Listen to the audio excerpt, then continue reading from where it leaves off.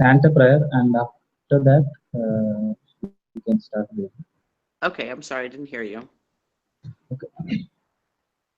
Om Sadashiva-Samarambham Shankaracharya-Madhyamam Asmadacharya-Paryantam Vande Guru-Paramparam. Now you can start reading from I am not this God. Okay, thank you. I'm so glad to attend this. I'm sorry I have not been very regular about this. I teach Bal Vihar at the same time when this class is, so it gets a little bit hard for me to attend your thing regularly. So I'm sorry about that. Okay, so now that Bal Vihar is over, the only thing that stops me is when Swamiji comes to visit. So, all right, I am not this body. As far as the objects other than my physical body are concerned, I have no confusion. What was that? No, I was saying it was physical. There's a small spelling mistake there. Oh yeah, that's okay. I just looked at it. Faux physical. Physical. Okay, I'll start over again. I'm not the body. I'm not this body. As far as the objects other than my physical body are concerned, I have no confusion whatsoever. I may mistake one object for the other, but I do not commit the error of taking an object as the subject I. That type of mistake I do not commit at all. Does anyone commit? My dear child and my dear wife and my dear house are the most beloved things. These are all very dear to me. But I do not say I am the child when the child is born. I am not born. I see the child. I do not become the child, nor do I commit the error of taking the child as myself. If I take the child as myself, then when I feed the child, I should be feeding myself too. Such confusion does not arise. I know the child as the child and not as myself. Confusion of taking an object for myself does not happen. Therefore, the whole world, other than my physical body, is kshetra, an object which I refer to by the pronoun this. Therefore, this tree, this plant, this sky, this star, this heaven, everything can be referred to by the word I. I alone can be referred to the word I. An object can never be referred to the word I. It is always referred to by the word this. Now I ask the question, who are you?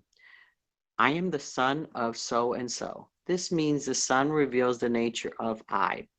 If you are the only son of so and so, then you will always be the son and never a father. You are a father too, but you are a father too. Therefore, are the son, are you the son or are you the father? To our next page.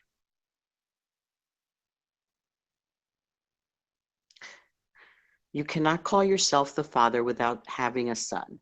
You are not a father to your father, but you are the father to your children. Therefore, I am the son with reference to somebody and father with reference to somebody else.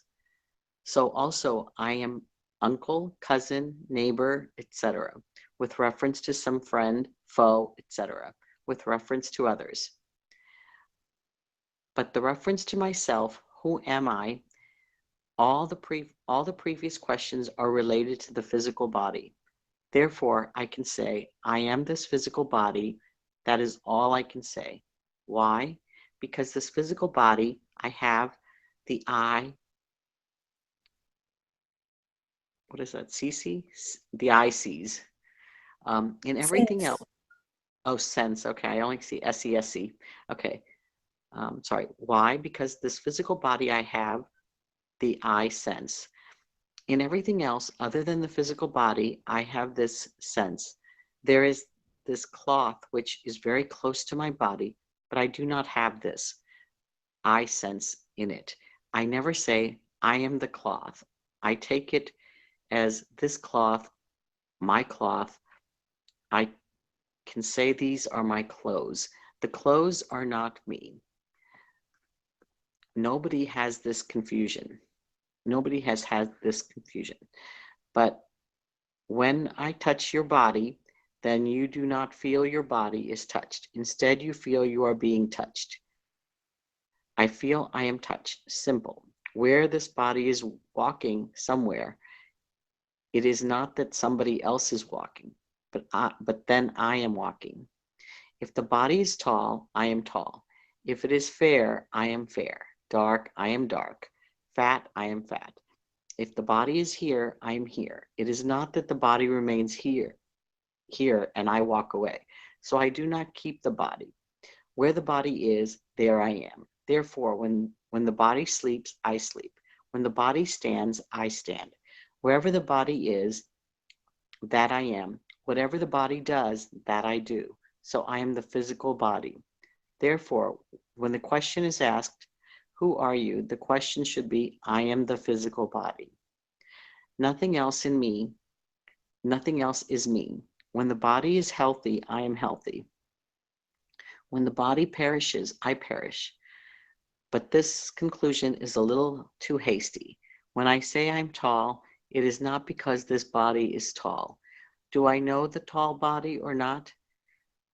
If I do not, then how do I say I am tall? I know that this is the body that is tall. I know the tall body, which is like even knowing the sky and the stars therein. When I see a tall tree, I do not say I am tall. I do not take a tree for myself, because a tall tree is an object of knowledge, and similarly, this tall body is the object of knowledge. Without it being the object of knowledge, I would not know anything about it. And since I know this body, tall, fat, short, etc., naturally I am the knower of this body. On seeing a tall tree, I do not say I am tall, but seeing a tall body, I say I am tall. How do I say that? I commit an error because I do not know. That is ignorance. If I know that I do not know, I better know it. I cannot accept confusion. Ignorance is not a sin because no one chooses to be ignorant. Everybody is born ignorant. Therefore, therefore, that is one thing you need not work for. You need not join a university to pick up ignorance. Ignorance is something I am born with. When I when I am born, I am ignorant of everything, including my mother tongue. I am ignorant of my father, mother, everything. Therefore, I start with ignorance and then keep on shedding the ignorance. Hence, this ignorance is not something unusual. What is unusual is that I draw conclusions without proper inquiry. I should not conclude without a proper inquiry. My physical body is as good as an object of knowledge as other physical body. In fact, I know my body more intimately than you do. That is the reason why I am able to say I have a back pain and I apply for leave. I know my pain very well. I know where the pain is. I know my physical body more intimately than yours. I cannot be the object of my knowledge, but the body definitely is. Therefore, I am different from the body. I can be tall or short or fat or lean with reference to somebody. This physical body is as good of an object of knowledge as any other object. You can say, Swamiji, I am the sense organs with the help of which I see this body. I touch this body, and so I must be the sense organs. This conclusion is again not true. I cannot be the eyes because I very well know that the eyes are blind, the eyes are sharp, etc. Therefore, since I know the eyes, I am the knower and I am the seer. Neither mind nor the intellect, and how and and now I may conclude I am the mind or thoughts coming from the mind. All conclusions take place in the mind alone, and then this is also this is also being the conclusion. Naturally, I should be the mind, and I experientially when when the mind is restless, I am restless. When the mind is quiet, I am quiet. When the mind is sorrowful, I am sorrowful. Angry, then I'm angry. Therefore, mind and I are identical. But how do I say I am restless when the mind is restless? How can I make this statement? Well, I do not know. It is my experience. Experience is not final. It Experience is not final. It is not knowledge, and that is why experientially I know, and still I do not know. Experientially, I know, but knowledge wise, I do not know. What is this experience? Here is an experience. One man can say to me, Swamiji, I am restless. I want peace. You are not restless. You are silence. You are peace. I told him. Swamiji, I am restless, the man said. Although I see the fellow is restless, I say, you are all silence. You are fine. Swami, earlier he used Swamiji. Now he uses only Swami. Swami, I am restless. I am telling you, I am restless. No, you are silence, I replied.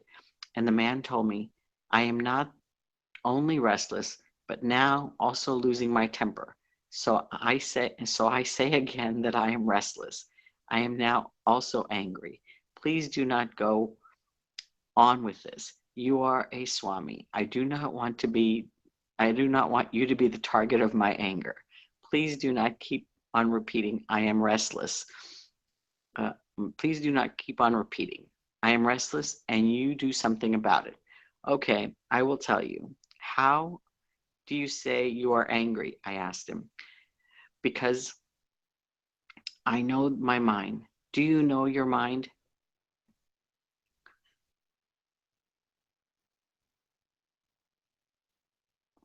Yes, I know my mind. It is restless. If your mind is restless, how can you say that you are restless? Why? Why should I not say? Suppose you are a tree, and because a tree is restless, do you say, I am restless? No, I do not say I am restless when the tree is restless. Then how can you say you are restless? Because I know the restless mind. You know the restless mind, and you know a restless tree. Then you are no more the restless mind. How do you conclude? I am restless. Well, I do not know.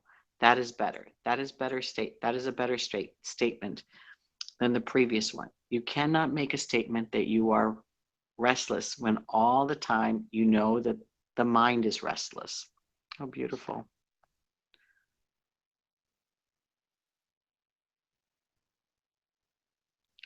An unknown restless mind cannot make me restless.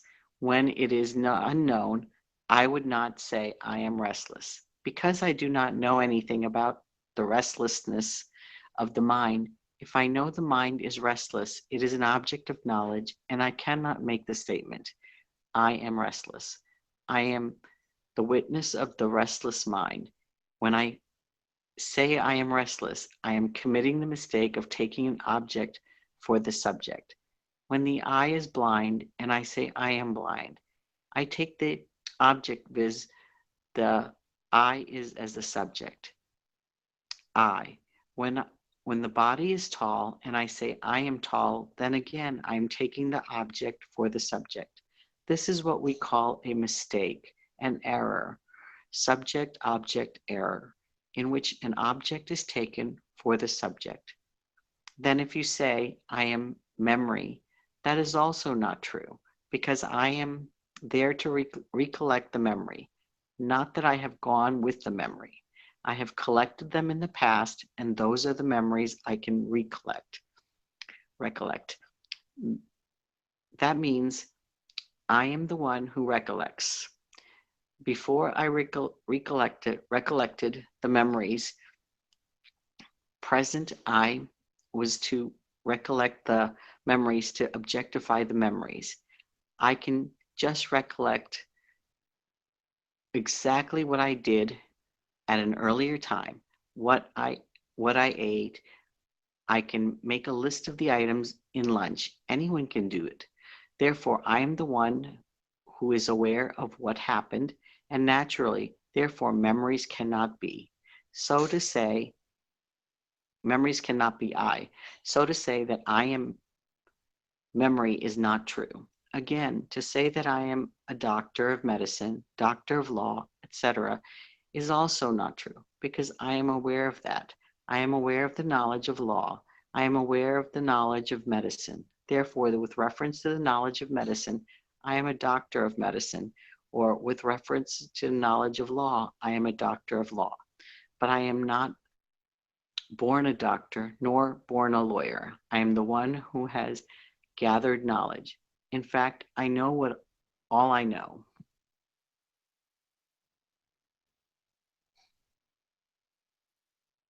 And you cannot say, Swamiji, now I know what I am ignorance. That is also a wrong conclusion. I cannot be ignorance because I am knowledgeable. When I make a statement, I am ignorant, it means that I have at least knowledge. It means that I have at least the knowledge that I am ignorant, and therefore I cannot say that I am ignorance. I am knowledgeable with reference to what I do not know. I know what I do not know. Therefore, I am neither knowledgeable nor ignorant with reference to knowledge. Knowledgeable. With reference to ignorance, ignorant. Therefore, what am I? From one standpoint, I am knowledgeable. From another standpoint, I am ignorant. Therefore, I am not the one who is neither ignorant nor knowledgeable. Therefore, who is that I, because of which I am aware of everything? I am aware of ignorance and aware of knowledge, aware of memory, aware of emotions, aware of sense organs, aware of hunger and thirst, aware of this physical body. I am the subject. I am the awarer. Everybody has to say, I am the awarer. I am aware. You are aware. He is aware. She is aware. Even an ant has to say, I am aware. If I ask an ant is aware of the ant mind, ant body, etc. A mosquito is also aware of mosquito mind, mosquito body. Therefore, every creature would say, I am awarer. Every club can say, I am awarer if I can make a cub speak. Every cub, not club. Every cub can say, I am aware if I make a cub speak. Now, if all of us are awares, where should the differences exist? Differences exist only in memory.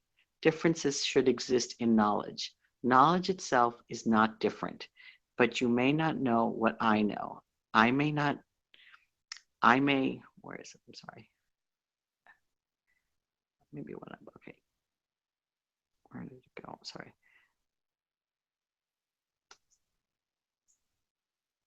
Third line. Oh, third one. Okay, I can't see very well. Okay. But you may not know what I know. I may not know what you know. Therefore, there is a difference between actions, difference between knowledge, difference between areas of ignorance, difference between areas of knowledge, difference in sense organs, difference in the body, and so on. But in aware, is there a difference? Is there a difference between I, the aware, and he, the aware, and any other aware? No, there is no difference between the body aware and wise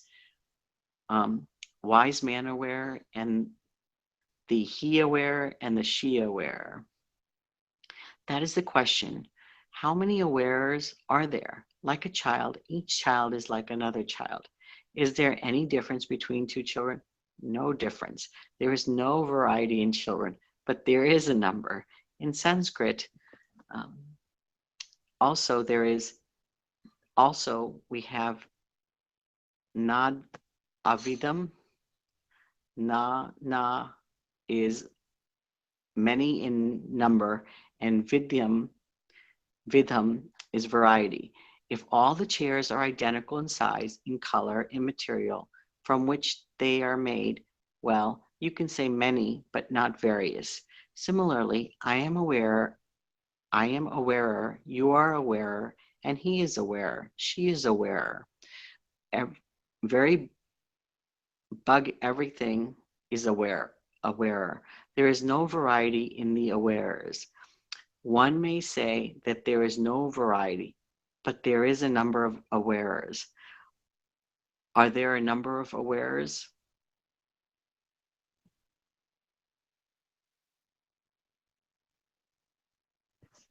Is this all getting to Advaita versus, okay, very nice. Sometimes reading all this kind of gets a little confusing. Yeah. It turns into like a lot of wordings, and to see the differences in every little part of aware knowledge. But I did like that restless mind dialogue with Swamiji and the man. That was very good.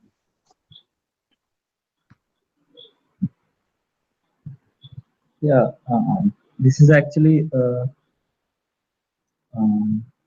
what we did in Drishya Viveka, which Swamiji taught.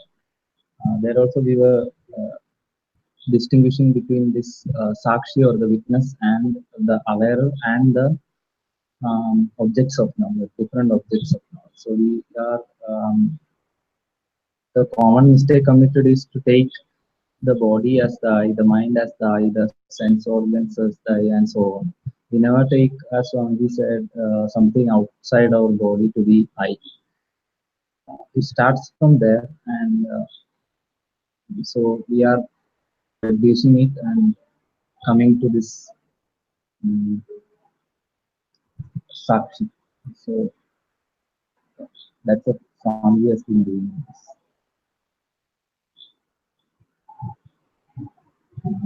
Kind of making us see that we are not what we take us ourselves to be, usually. Whether it is the roles like Father, Son, and so on, or the or our body, or the mind, or various emotions we identify with, we are not that. Pointing it out, making us realize that we are not that. But, because we are already aware of those emotions, those mind, and the body, and everything else is object of knowledge. So Swami is basically pointing.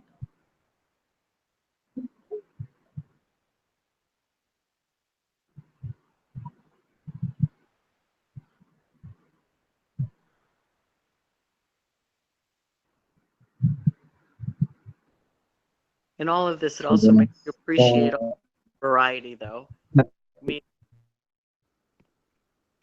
I'm sorry, I didn't hear that. I didn't get you. I didn't hear you, Anjiji. Oh, I said it makes you appreciate the variety and the differences in all the other Namarupas all around us in different ways. Just makes you see that even if there's just, if we're all aware, is just to acknowledge that is pretty monumental. Yeah. Throughout my day, I feel like I'm making so many distinctions to function.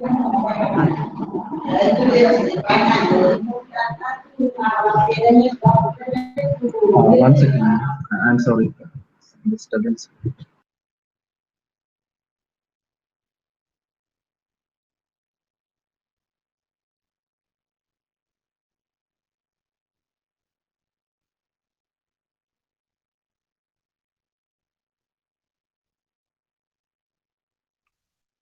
Nirmala, do you have any thoughts on this?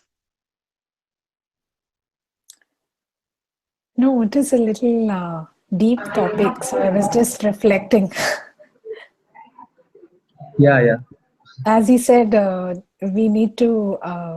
I need to watch Drishya Viveka, because I also remembered that of the with the eye example, seen, seer, the object of knowledge, knower. So I was just reflecting.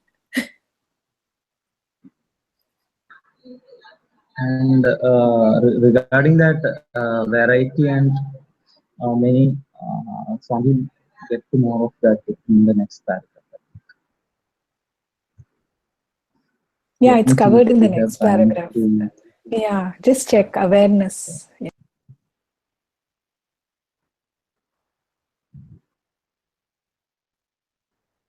we can stop here today because the next paragraph will be a larger topic for discussion.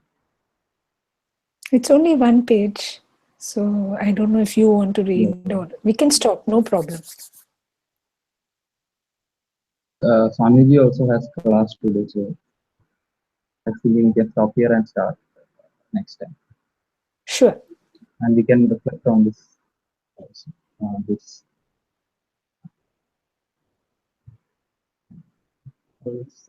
Yeah, there is 15 minutes. Okay, I think we can cover this one page also. Yeah, it's only one page. You can read Shamubai, just one page. Yeah. Okay. I'll start reading. Okay. The awareness. I am aware of something, therefore I am called the aware. You are aware of the object in my hand, so you are aware. Now this object is removed, then you became aware of Swami. I am a seer to an object seen, hearer with respect to and to a sound heard. Similarly, I am aware that, with reference to the object that I am aware of, the objects are that are seen, heard, known in general. Now let us assume that Swami, the object is removed from the aware. What would be there? If the object is removed from the aware, what would remain? Removed from the subject aware, the object is gone. But the content of the aware will remain. Object comes, object goes. When an object comes, I become an aware. When the object goes, I am the content of the aware. Let me call the content of the awareness. Put it in another way. There are awareness are these words heard. In awareness are these words heard. You are awareness. When the word is heard, awareness is. Otherwise, you cannot hear. When the word is no more spoken, is there awareness or not? Awareness is when words are heard. Awareness is when words are not heard. Awareness is when forms are seen. Awareness is when forms are not seen. Eyes are cold. Eyes are closed. Awareness is. So also awareness is when thought is. Awareness is when thought is gone. In awareness is the object, the thought. Even when the thought goes, awareness still remains. An object of thought is awareness. Is the object of thought is gone means a thought is gone. Awareness is. The space is in awareness. The space is awareness. Space is not. Suppose you are not aware of space in sleep, where there is no space. Awareness is. I know there is no time, no space, no memory in sleep. How do I know that? I know that in sleep. I did not know anything. Now, not that I knew everything earlier. In sleep, I did not know anything. That means I was there aware of the sleeping state. Therefore, sleep is awareness is. Time is awareness is. Time is not awareness is. Space is awareness is. Space is not. Space is gone. Awareness is. Now, does the awareness have a dimension? How many inches or how big is the awareness? This awareness has no form. All forms are objects of awareness. Awareness itself has no form. Since it has no form of its own, awareness is formless. It has no form to be called this big or that big. It has no height, it has no length, it has no breadth, it has no front, it has no back, it has no left, it has no right, it has no above, it has no below, because there is no form. Awareness is formless and therefore limitless. Now look at it this way. Space is awareness is. Therefore, the star is awareness is. And therefore, limitless awareness is. Space is. Space is the limitless awareness is. Now, between the limitless awareness and space, what is distance? No distance. Between the space and the moon, what is the distance? There is no distance. Now, tell me, moon is in awareness because I am aware of the moon. Between awareness, you and the moon, awareness is. What is the distance? There is no distance between I, the awareness, and the moon in awareness. If there is any distance, what should be it? What should it be? Space, and the space is where in awareness. Between awareness and space, there cannot be any distance. Therefore, in awareness is the space. In space is the moon. In space is the sun. In space are the stars. In space are all the planets.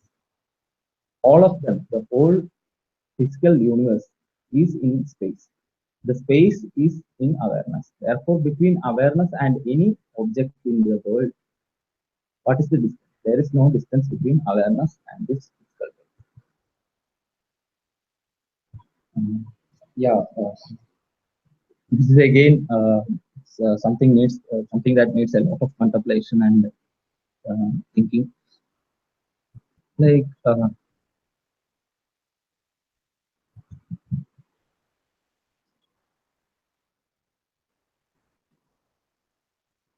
here again, we have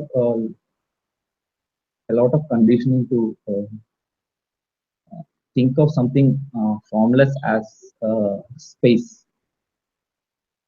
and also we are not we cannot uh, we always have the tendency to objectify anything. So this tendency is being challenged here because when we say formless, we usually think about space, and also that's why Fujiswami is differentiating here between the space and the awareness, because even the space, we are aware about space, time. So even space and time are objects of awareness. So they exist in awareness. And as Swamiji says, there is no distance between there because awareness is not an object. Awareness is I. And in this awareness, everything else exists. So there is no distance between awareness and the objects. Because if there is some distance, then that would again be another object.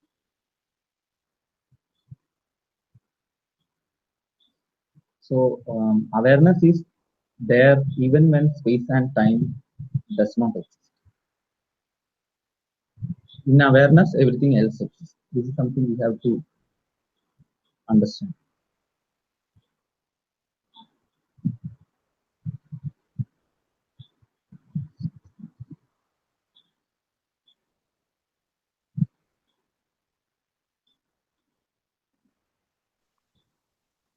And also there is a tendency to always kind of get sort of attached to or I call it kind of an obsession with this witness as well. It's only a process actually. We are just to first know who I am. I should first remove the wrong notions like I am the body, I am the mind, and so on. But that does not mean that, and so we take this awareness or so this aware or the witness as I, and then differentiate ourselves from all this. This is a Vedantic process of kind of removing these wrong notions about myself. But there is also this tendency to overemphasize it and take it. I'm not this body, so I'm only the witness. I'm only the. You hear a lot of braggings like this in the Neo Vedanta circle. So we need also to know that there is. We also have to know that I'm not an aware, different from everything else in this world. Uh, Basically, yes, I am an aware when I am aware of an object. It is with reference to an object I am aware. but I am not always an aware. I am the awareness. I guess it's like differentiating between um, perception versus realizing that um, by perception, I mean like whatever that you can objectify through your own limitations of awareness, like your own five senses. That's how we identify with things. But sometimes with the mind, this is like expanding it beyond to say that the full consciousness of everything, or the full everything is just awareness, not limited by the perception alone. Yeah, and yeah, that's right. Actually, yeah, that's where we are coming to. So, Swamiji is taking us from this uh, from the next paragraph. That's what he has started by the end of this paragraph, that we are limitless, that awareness is limitless. So when it is limitless, that means there is nothing other than it. You see, something. If there is something other, if there is something other than awareness, then it cannot be limitless. It is limited because something occupies. Uh, if there are two objects, then they would be limiting each other. So awareness is limitless. Awareness has no limits, and in awareness, everything else exists. So awareness cannot be limited, and awareness cannot be objectified also. That we should understand. If there is some other thing other than awareness, then it would be limiting awareness, and awareness would be limiting the other, and so it would be two limited entities. So Swamiji is showing us that awareness is limitless, and therefore there is nothing separate from awareness. So we should understand this, because there is again we should not this differentiating between awareness and awarer and the object of awareness is very essential for starting Vedanta. But at the same time, we should not get stuck with this awarer. That is, then again, we are just creating duality, right? That I am the aware and the rest of the world is awareness. Sorry, rest of the world are objects, and so on. We are again creating some sort of uh, uh, distinctions, and also limiting the ourselves. So we need to understand that I am the awareness. Even when the object is not there, the role of awareness is not there. I am still there. And the awareness, in the light of which everything else comes to awareness. In light of this awareness, we everything else comes to existence. So that we have to. That's what the song is looking.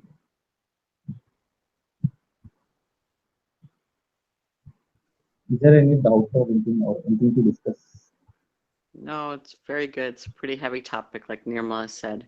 I always Yeah. I always Heavy get stuck topic. on the aspect of responsibility. I realized, like, I was thinking about Swami V is coming to visit here, and I was thinking a lot of times I ask, I don't know if the two of you do this, when you have some a Swamiji or a Swamini around, or somebody that's very versed in Vedanta. Some of us, like, I find in different satsang, everybody that's there, everybody asks similar questions to whatever they have, but each time it always is the same question, but maybe worded a little differently. And I think it's, for me, I always like get stuck on that free will and the responsibility aspect of it all. So where's the personal responsibility and to act or to do? And I know that doership doesn't belong to us necessarily and that kind of thinking, but in order to interact with the world, you have to do. So it's a very different thing. That's all. It's probably not as related to what we're reading here, but I was just thinking about the awareness and all of it. So, and not having the judgments that we set aside with everything around us. That's a tougher one to deal with. Yeah, actually, doership, we should be, it's quite tricky. Um, we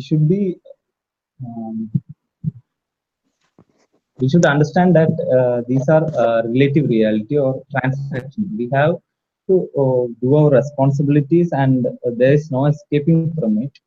As a uh, as we are in different roles that we play, we have to do our responsibility. At the same time, we have to also understand that we are not this limited body or this limited role or and so on, various roles and various things we take ourselves to do. We just have to understand the truth. It's not a sort of escape from the responsibilities, but we are understanding the truth that I'm not this body, or I'm not limited, some sort of limited entity, whether it is this body or mind or anything. I am this awareness that we are understanding. But that does not stop us from doing our responsibility or whatever work we are doing.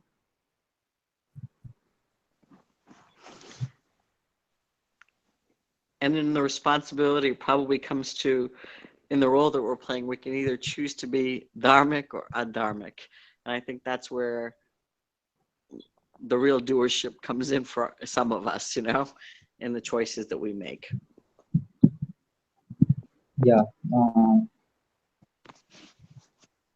Yeah, definitely. If you have to properly understand this, then this the self knowledge. If you have to properly understand it, then you need karma yoga, and being dharmic is an integral part of karma. Yeah. So you cannot leave that out. Yeah. Yeah, Naglaji left. I also have to go have a Okay. class. All right. We'll see you. Bye-bye. I'll chant a prayer and stop. Okay. Yeah.